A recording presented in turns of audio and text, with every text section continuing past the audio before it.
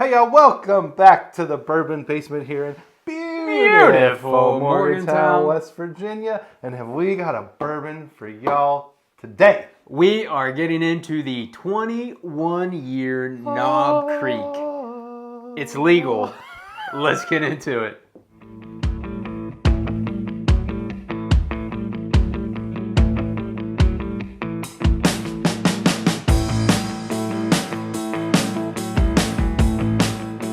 Hey everybody, welcome back to Spirit-Filled USA, the podcast that's not a podcast in any way, shape, or form. So we are getting into the Knob Creek 21 year for episode 17 of Spirit-Filled. And marching along. Zach's probably going to take about 15 minutes to unbox this Knob Creek from its... This is like an escape room situation of bourbon. It is pretty though. It is very pretty. It is. They've done all out. We'll great job. The Vanna White, rotate it. It's got all the beautiful stuff on the side. Which I think the 15 and the 18, their first releases came with these little so only expect Mario it boxes, once. but yeah, only expect it once. Okay. So I'm gonna set this to the side here a little bit. And so while you're opening that. Let's see, 100 proof, 21 year bolo tie. Bolo tie. It's got a bolo tie. It's from Texas, but it's Kentucky. That's how you know it's good. And so it has a bolo tie. Knob Creek, James B. Beam. James B. Beam Distilling product, which is also responsible for Booker's, Basil Hayden, Baker's, probably a few others. Oh, yeah. They've got a lot of others. Old Overholt. Okay. Old Granddad. Those are all a part of the portfolio, right? If you haven't had the Old Granddad 7-year bottled in bond, it's pretty darn good. So check that out. A lot of age statements on Knob Creek. You have the sort of the 12, the 15, the 18. Right? Yeah. And then there's the 120 proof store picks. There's now the cask strength store picks, which I feel like a highlight of earlier this year. I was actually with Justin and his wife, and we toured Jim Beam, and we got to try straight out of the barrel some Knob Creek.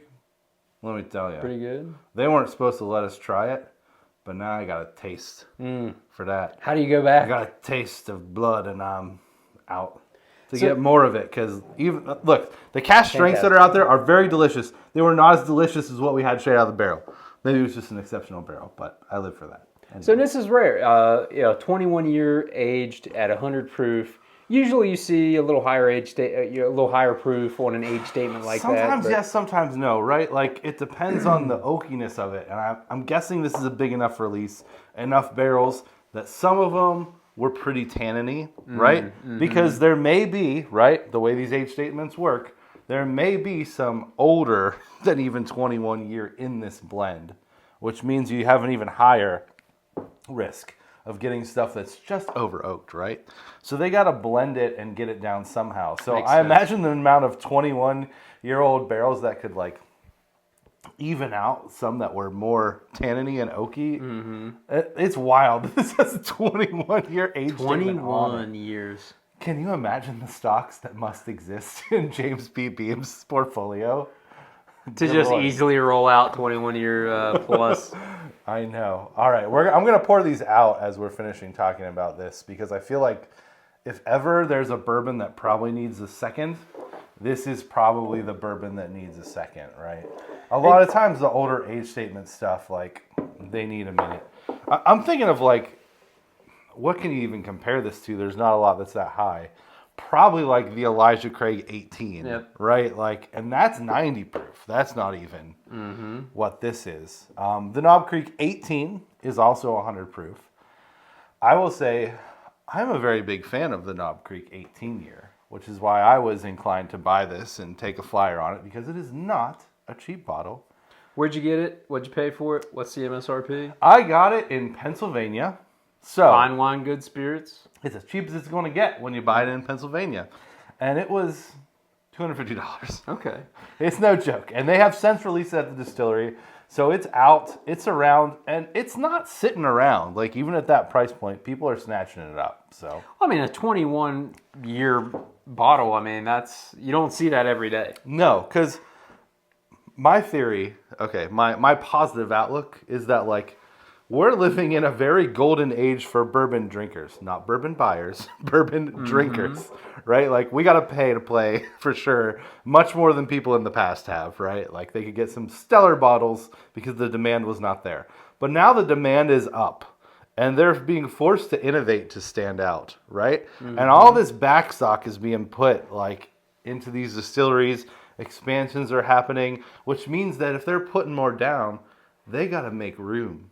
This is true. Right? Yeah. So they got to move some stuff.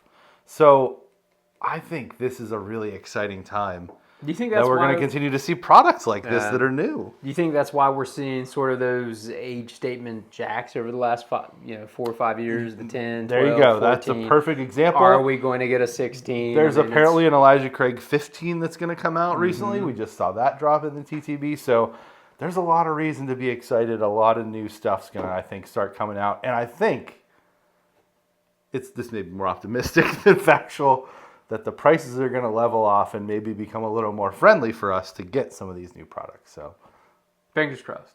one can hope and pray. That's where we're at.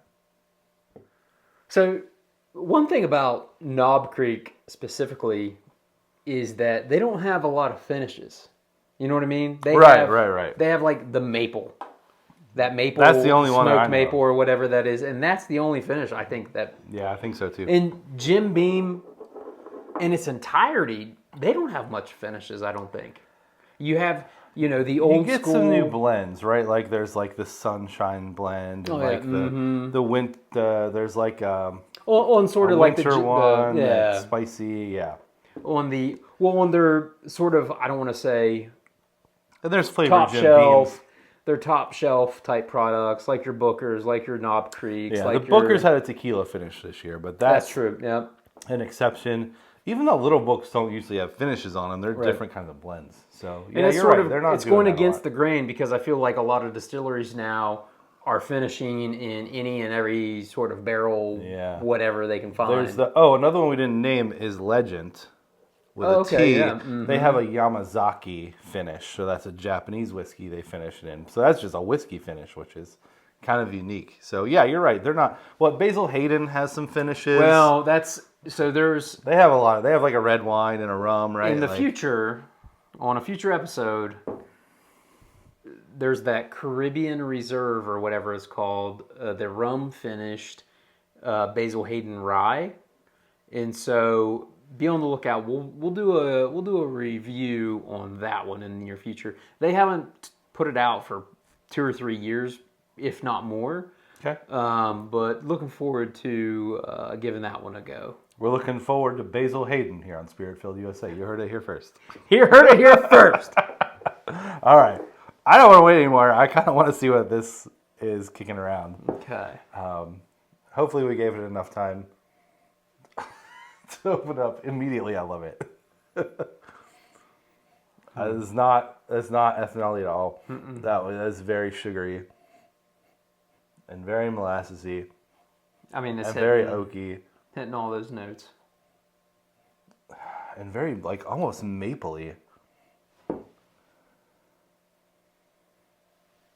And what kind of fruit is that? Oh my gosh, this nose is... I usually can't pick out this many notes that quickly. I mean, this thing's complex.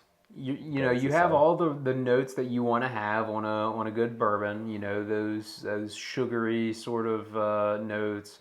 Not so much tannin, not so much oakiness on the nose. You're right. There is a little bit of that mapleness, molassesness to it. But it's also like a baked good kind of smell. Like a real sugary, baked good, buttery kind of thing. Oh, that's nice. That's good. That's a nice nose, And y'all. I can already tell that thing. That's- It coats well, coats the glass well. Please be as good as the nose. Please be as good as the nose. Please be as good as the nose.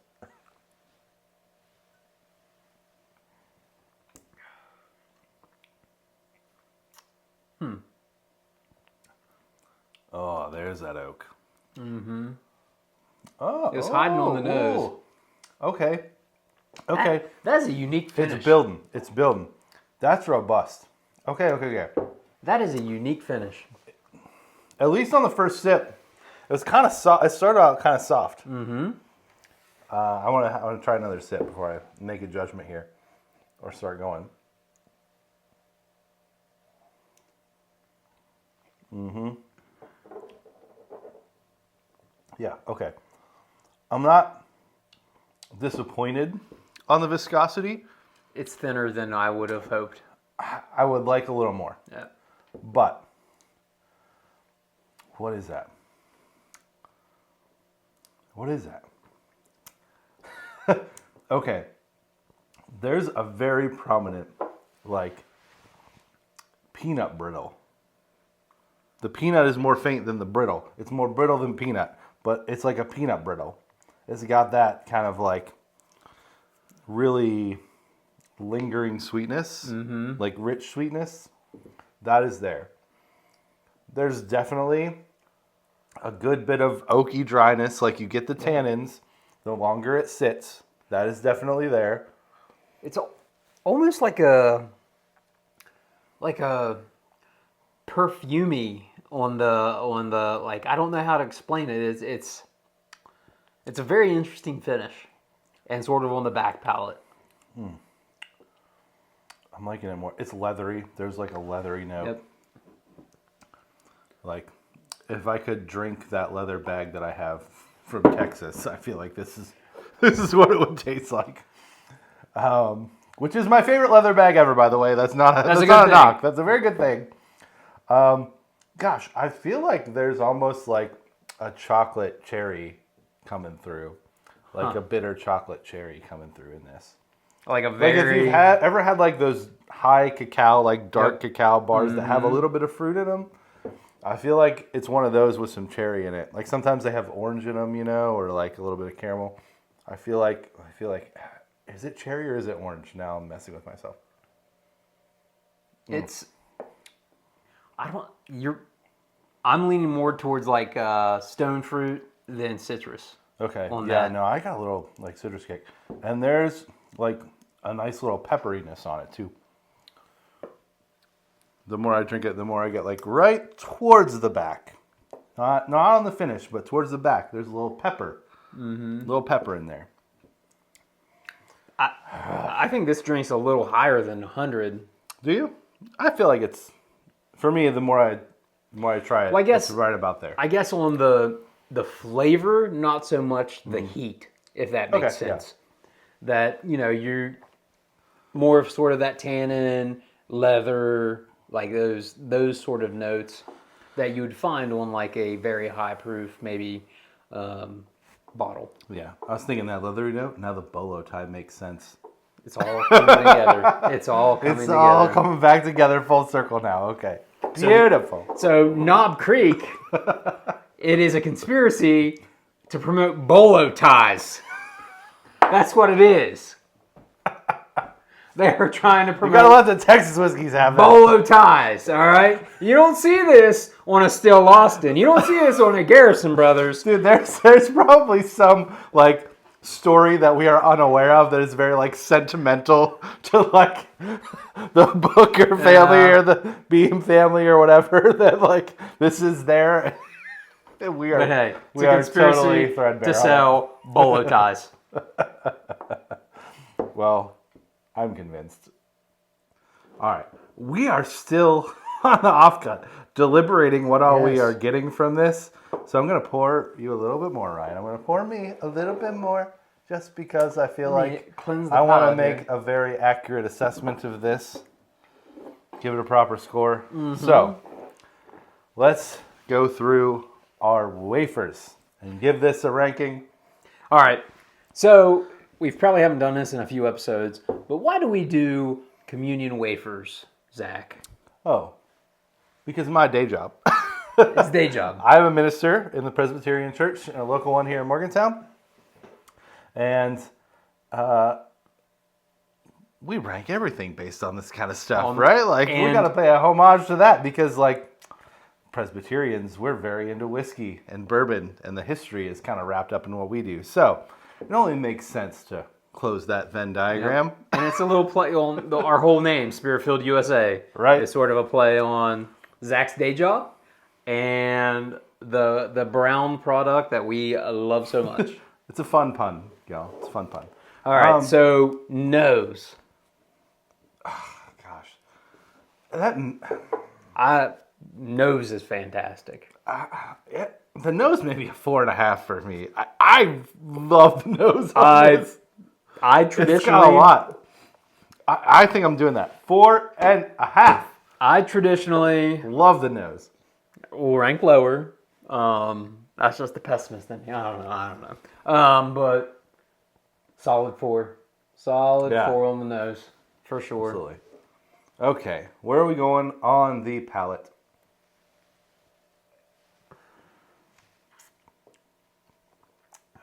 I want a refresher. I feel like this is one that's dangerous to rank now because I feel like we're ranking it too soon. We need to come back in a week and try it. But I'm going to go with a 4 on the palate. It's incredibly good. I wish there was a little more viscosity. Yep, it's a little thin, a little thinner than I'd hoped. It's a little, it's a lot of robust and like rich notes, but a little bit dialed back, if that makes sense. And so maybe they could be dialed up a little more. Maybe if this was like 105 proof, it'd be like a little bit more. But I'm not complaining too much, but that's where I'm at. I'm going 3.5. Okay. On the palate. For me, the nose is probably the marquee here on this bottle. Everything Zach said, every note that you'd want on a 21-year bottle, but they're just a little muted. And the fact that the viscosity, the mouthfeel, isn't quite what I had hoped. 3.5. Yeah. Okay. Finish. I think I'm going to give the finish a 4 as well. I might be being slightly generous on that. I'm still getting some different things on the finish with every sip, so that's why I'm tempted to go there. It's not like the biggest finish on like an older product like that, but it's very good. And you know what? We should come back in 3 weeks and do another one. But I would say the finish is probably the weakest point. Yeah, for me at least. I agree. 3, probably 3 on the finish. Okay, 3 on the finish. Okay, so overall, this is a little bit complicated because this is a $250 bottle. Yes. As beautiful as she is, very expensive. They're $250. An expensive date. That's not chicken scratch. No, it's not. For that reason, I almost feel like this is when we take price into consideration. I almost feel like we got to go 3.5 overall because if this was price knocks it down just a pinch. If this was a $100 bottle, it would easily be a 4. Easily a 4. Yeah. The nose 4. I mean, all day, every day, the nose is fantastic. 4.5, 4, 3.5. Yeah, I'm comfortable with that. 3.5 overall.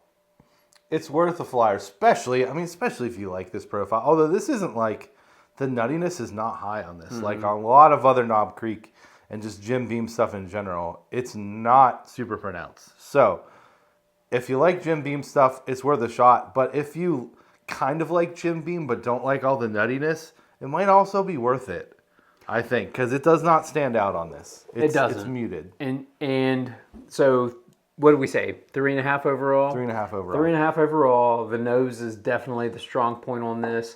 If you're spending $250 on a bottle, I would say, and you're buying a Jim Beam product, the Booker's Reserve would definitely be the way to go. Yeah, if you're choosing. If you've got to choose, if this is on the shelf and the Booker's Reserve was on the shelf, reasonable, then yeah.